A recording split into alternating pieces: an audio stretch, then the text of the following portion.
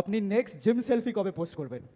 250 করার পর তৃণমূল জিতবে, 250 হবে। সরাসরি বললেই হয় যে আমি আর ওই রকম ছবি পোস্ট করব না, তা না। বলছে যেদিন 250 পাবো সেদিন। তারা কখনোই একা 250 পার করতে পারবে না। গত বিধানসভায় বিজেপি 70+ সিট পেয়েছিল এবং 1000-2000 ভোটে হেরে গেছে। এইরকম সিটের সংখ্যা ছিল প্রায় 90টা। আবার এখন এসআইআর হচ্ছে। এসআইআর এ অনেক মৃত ভোটার আর রোহিঙ্গা ভোটারের নাম বাদ যাবে। ফলস্বরূপ যেগুলোতে বিজেপি 1000-2000 ভোটে হেরে গেছে সেগুলোও জিতে যাবে, আর এমনিতেও কিছু সিট পেয়ে যেতে পারে বেশি। ধরলাম আগের 70টা আর 1000-2000 ভোটে হেরে যাওয়া 90টা, তাও বিজেপি পাচ্ছে 160টা সিট।